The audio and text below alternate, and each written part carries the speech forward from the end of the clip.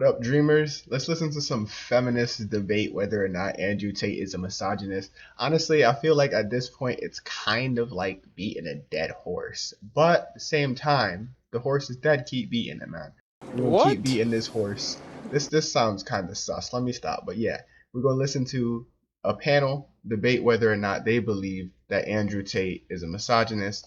And let's see if they have any valid points. Andrew Tate's uncensored return last night. It's been viewed over 1 million times so Already. far on YouTube alone.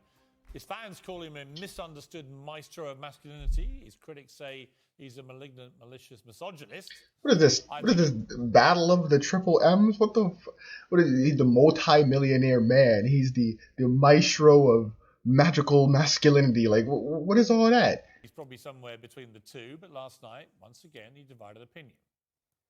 I do mean what I say. If I were to see a girl on a private plane on Instagram, for example, I would assume that a man put her on that private plane. I would not assume she bought it herself. What if it was... Perhaps that makes me misogynistic. What about the Afghan woman? It's nothing to do with me on any level. You don't have a view? I have a view. My view is that people naturally gravitate towards law and order, and if you didn't have the Taliban, you'd have different warlords operating in lawlessness, and there would be no way to prevent your store or your market stall getting completely robbed by someone with an AK-47, and people are going to gravitate towards a form of law and order. America left. They left a power vacuum, and the power vacuum is now full. What about their treatment of women? I mean, only tonight they have banned any women from going to university. Yeah, but whose problem is that? Feminists to go and teach them a lesson. Bro, when he said that, I lost it. I didn't post my reaction of this full video. I'll post some clips. Feel free to go over to my channel and watch those clips of Andrew Tate defending himself and having a nice little chess match with Piers Morgan. But, bro, when he said that, I lost it, man. But he's a good point. If feminists want to stand for women's equality so much, y'all go and fight for it instead of sending the men to do it. It makes no sense to send men to go fight for stuff that the feminists, which are mainly a feminine group, are standing up for. Arm them up and send them to Afghanistan. I'm sure they'll fix it. Why can't you just say on that, you know what, it's completely wrong? Because it's not my point. I don't understand. But it makes me think. It'll make your critics think that you don't think it's wrong. They could ban all men. They could ban all short people. But they're not. They're only banning women. Correct. They could ban all short people. They could ban all people with long hair. And none of it's anything to do with me. So they can do whatever they want. I'm not going to go to war with the Taliban. Do you think you're a misogynist? Absolutely not. I'm not a misogynist on any level. This is one of those buzzwords they just throw at people randomly. Facts. Homophobic, racist, Facts. Facts.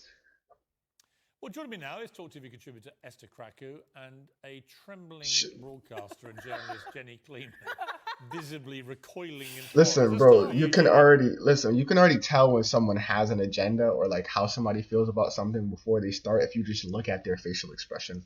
Like he said, she's like shaking, bro. You could tell she's so mad about this. It's ridiculous. But you have to be able to be bipartisan and understand where he's coming from, or else he's not going to want to do the same for you. He's not your idea of a role model. No, he's not. I see him as a symptom of a problem rather than a solution to it. I can understand why. What's the problem that he's the symptom The problem is that I think a lot of young men feel that nobody is speaking up for them. In a culture where we are encouraged to have identity politics, the only identity that isn't a good identity is a young man or a young white male. Mm-hmm. He talks in a very straight way and he gives straight answers to some questions, which I think he gives very wrong answers to. But I find him repellent. I think he basically creates straw men that he destroys. So he will depict feminism as a particular kind of thing, a kind of man-hating thing, which it isn't. Well, it is to some feminists. For a small number of feminists. I mean, there are some radical feminists who genuinely hate men. There definitely are. But most people know that feminism is about just thinking that everyone should have equal opportunities regardless of and one thing we know from Afghanistan... So, but here's the thing, though. Here's the thing that's, like, inherently wrong with that, right? Is when you say feminism about equality, there were already equality movements that existed prior to feminism. So in that essence, feminism doesn't technically need to exist because there were already movements that were about equality before. All you've done is just grouped in women into that category and made your entirely different group based off of that. And it's not necessary. People have already been fighting for equality for a very, very long time. You could have just joined that group instead of taking over it and leading a whole group movement of your own. That's why people are detaching from it, because they're not accepting of the fact that feminism is not inherently accepting of all people. Today in Afghanistan of weeping female students who couldn't go to university, and men actually in Afghanistan then going out in protest for them. I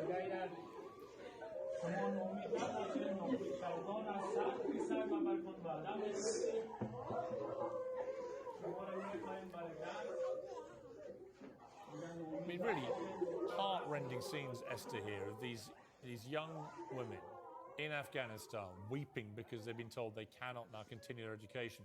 And then you've got male students walking out in protest. Very brave thing to do. A bit like we saw in Iran with the men protesting in support of the women being oppressed there. This is where he slightly lost me last night, Andrew Tate. There are a lot of things he says which I understand why young men, you feel a bit lost, why they gravitate to his confidence. He's very good at building business. He's proven it. He's made himself extremely rich doing it. A lot of what he says about masculinity and stuff, I completely would sign up to. Correct. And his confidence can help people. But when he was not prepared to condemn these the 10th century Taliban barbarians for that, because that to me is an open and shut case. If you don't condemn it, then I'm afraid you've got a problem. And it's not about sending feminists in to go to war. Well, which I actually do think is a valid point. Well, it's fine, but a lot of women do actually fight in the armed forces. Yeah, so I think the idea that none of them do is not enough. I think he was using that to kind of attack the more extreme forms of feminism. So no, but here's the thing, Piers. I understand that now that Andrew isn't there, you can make these claims and you're gonna have people that are gonna like defend you. And I'm not saying that you're, splitting hairs and being fake, two-faced, any of that. What I am saying is that now you have people that are going to agree with you, right? When Andrew was there, you provided this resistance, but when he clarified himself, you accepted, right? Here's what Andrew is trying to say. You are not the moral police, and neither is he, and neither is anybody else on the planet. You don't get to decide what another country can and cannot ban. You don't get to decide what another people accepts as acceptable or not. That's not the role you play in this world. You get to talk about what's happening around where you're from, which is why Andrew was able to talk about what was happening in London, able to talk about what he's seen in the UAE, and able to talk about things like American culture, because he's lived in all three of those cultures. You don't get to then just apply those principles to the rest of the world. That's not how that works. You don't get to tell Iran, you don't get to tell Afghanistan, you don't get to tell Kazakhstan, all the other places that he named, what to do with their culture. They do. That's why they have their own government.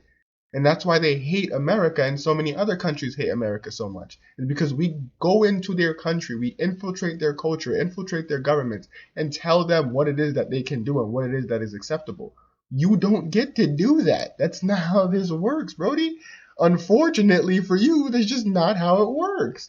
You can't pretend that it is either. That says, women can do anything a man can do. And he was using that as an example. Yeah. But I do think, you lose people when you refuse to outright condemn sort of 10th century barbarians like this.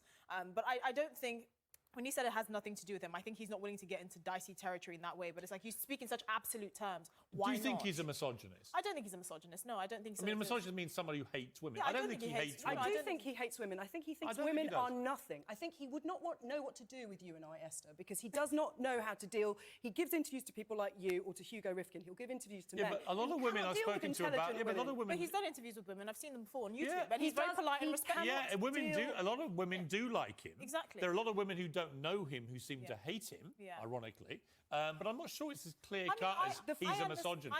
I don't think he's a misogynist, and I have a brother who's probably within his target demographic, 23, and I can understand why his message would resonate with him, because it's normal. It's normal, exactly, for young men to feel like they don't have a place in Western society, and he actually makes that point. I just think when you don't want to outright condemn 10th century barbarians like the Taliban, you tend to lose your case with more moderate people. But again, we're not his target audience. The fact that his understanding about what's happening in Afghanistan is that it's a feminist issue rather than a human issue. I don't think he said that. Well, no, he did. He said, send this feminists in. It's a human issue where we made all these promises to people in Afghanistan and then we left. Well, let's be clear. We betrayed those women. We absolutely betrayed Biden. Joe As a human being, in the way we pulled out of Afghanistan overnight, and we betrayed not only people who work with us, the interpreters and so on, but people we who have left died millions of Afghan women have just been tossed back to these barbaric and servicemen who died for it. But the fact that he sees it, he says, oh, it's got nothing to do with me. As a human being, it should have something to do with it. As someone who says he's proud I agree. Should it though? Should it? Because we don't get to decide that. We didn't vote and say, yes, let's send people into Afghanistan to do all these things. And then we didn't vote and say, all right, yes, let's pull our people out. There were people that wanted it, there were people that didn't. But ultimately, it's a government that gets to decide what happens there. So when you say we betrayed those women, no, American government betrayed those women. United Kingdom, the UN government betrayed those women and betrayed those people in Afghanistan. A normal everyday citizen ain't do shit. I didn't do anything. I didn't advocate for or against us going to Afghanistan and helping anybody. I advocate for us helping ourselves because we have a lot of problems in America. So for you to sit there and be like, oh, yeah, no, well, what he really meant. No, you don't get to decide what he really meant. You don't get to decide what really happened. And you don't get to really tell this story according to your personal narrative. That's just not how it works.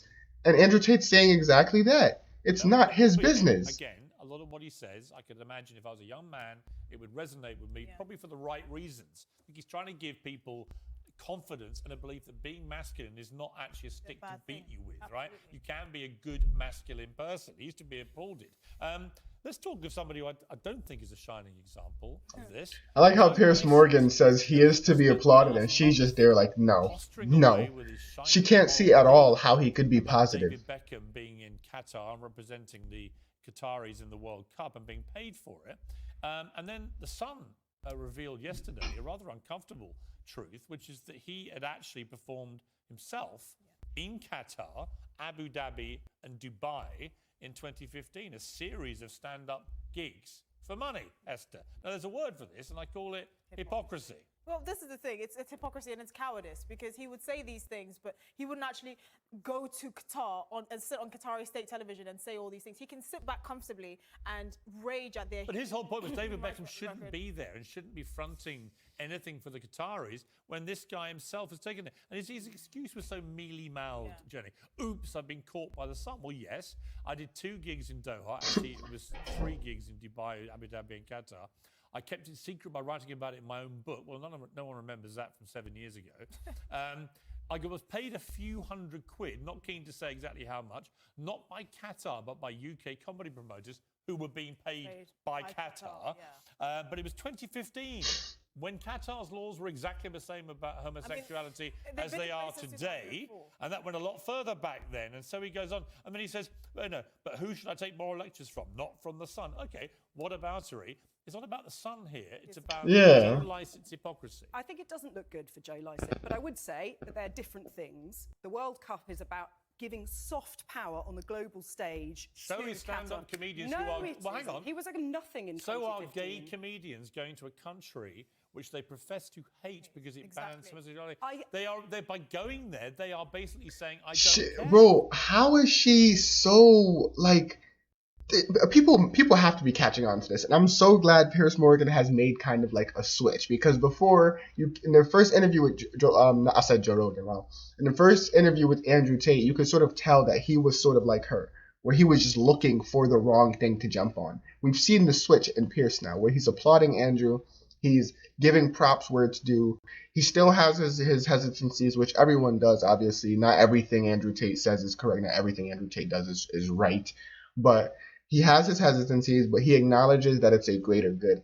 She is trying to excuse this high level of hypocrisy. This, like, to the highest extent. An actual gay comedian went to Qatar to perform, somewhere where it's well known that being homosexual is not accepted openly and publicly. You went there to perform for money because there's money in it.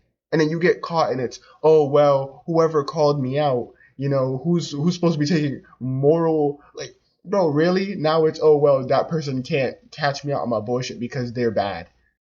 Bullshit, bro. Like, and then she's just, it's not the same, though. It's not the same. Like, no, it is. It's hypocrisy. If you want to call someone else out for hypocrisy, keep it consistent, or else you yourself are a hypocrite.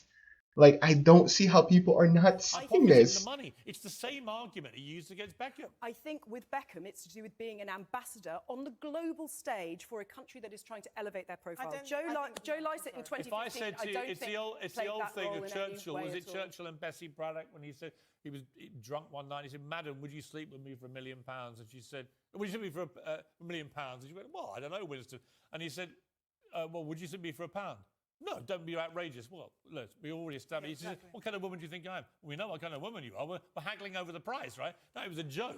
But my point about Joe Lycett is he seems to be saying, I only took a few hundred. No, Beckham took a few million. Is that, what's the difference? I think you have to be careful about doing this kind of archaeology about what people have done really quite far in the past. No, it was 7 years ago when it was illegal to be gay in Qatar. It's been illegal to be gay there. He knew that. Illegal to be gay in Dubai, and it was illegal to be gay in the UAE. Once you sanction this kind of stuff, it's fair game for anybody. Like all of those sports people who it's established that when they were 18, sort of 10 years ago, No, this stuff not came buying up. it. Yeah. Rank hypocrite. No. Don't want to see any more Joe Lycett's moral halo, thanks. Thank you, Pat.